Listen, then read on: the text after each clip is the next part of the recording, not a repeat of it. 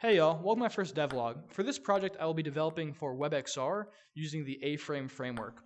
Because this is my first real WebXR project, I'm going to try and keep the scale and the scope as limited as possible. So maybe I'll talk a little bit about my goals for this project, what I've done so far, and then maybe I'll get into what I hope to do next. Okay, let's talk about my goals for this project. So, also, I apologize if there's audio or extra noise. I'm recording in the lobby of a hotel.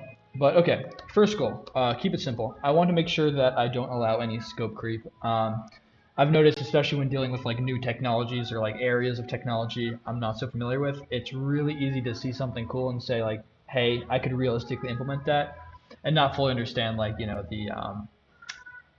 I guess implications or sort of what it means to support something like that. So definitely keep it as simple as possible. Number two, I want to make it truly cross-platform. And basically what I mean by that is I don't want to tailor it to one specific platform. I think the magic of WebXR is that you can create content that can feel native on every device, this not something ported. So I want to create something that feels natural on every platform. So that's the second goal, and then third, I would just want to make sure it is immersive and interactive.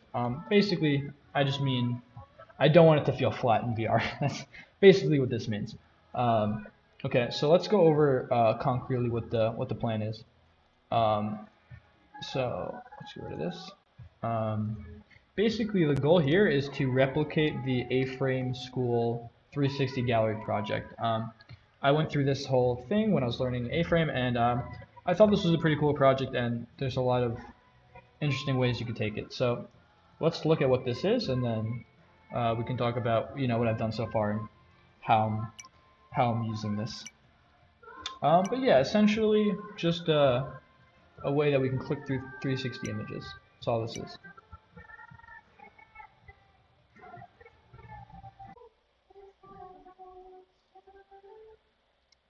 Okay, let's go over what I've done so far. I'm not going to explain too much because I want this to be a short video. And also I've been working on this project for maybe several weeks at this point, so there's too much to cover in a short video. But basically the way this project works is we are projecting 360 images onto the inside of a sphere, and I'll show you what that looks like. So you see we have this sphere here, and the images are simply projected on the inside. And best practice in VR is actually not to use these spherical maps. John Carmack, the founder of Oculus, often talks about how cube maps are just superior. And cube maps are somewhat similar. They're projecting a 360 image on the inside of a cube. And I'll show you what that looks like. Yeah, so it's just this. And this is using WebGL and 3JS, and you can definitely look into exactly how this works if you're interested. You can just Google also A-frame QMap component, and you can integrate this super easily. It's a very simple process. Okay, so I'll just show you what I've done so far. So basically, I set up my scene. We have we can switch through images just like the example we saw, and these are QMaps, so perfect, great. This works a little differently because we can't really set the material on a cube map as easily. So what I did instead is I just took a bunch of cubes and I just toggled the visibility of each one. I experimented with a couple methods, and this just seemed like the best way to switch between cube maps. Again, any questions you have, you can just ask me. Lastly, I wanted to make it a bit interactive, so these icons are great for mobile. I mean, these are not going to be the images, but I just mean flat icons are fine for mobile and for PC.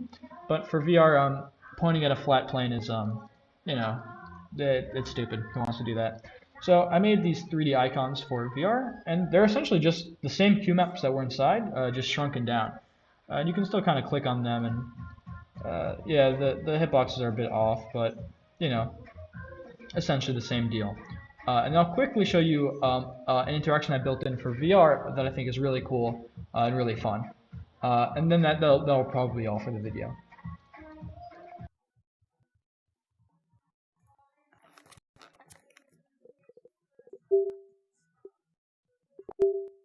Okay, let's jump into the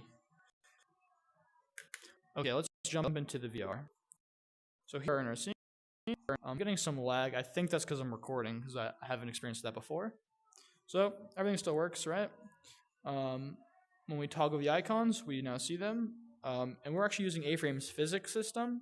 So these are fully interactable. Also, I'm just hitting A to toggle the controllers and the hands. But the one thing that I built in that I think is really cool is if we actually grab a cube map and we put it on our head, boom, switches the scenes. So I think this is really cool, and there's like a lot of fun ways you can play with this this component, and it feels just really, really cool. So yeah, so that's about it. And of course we can still click on these supposedly, although this gives us the wrong one, so we've got to adjust the hitboxes. But yeah, that's it for now. Thank you for watching if you made it this far. Cheers, yeah, see you in the next one.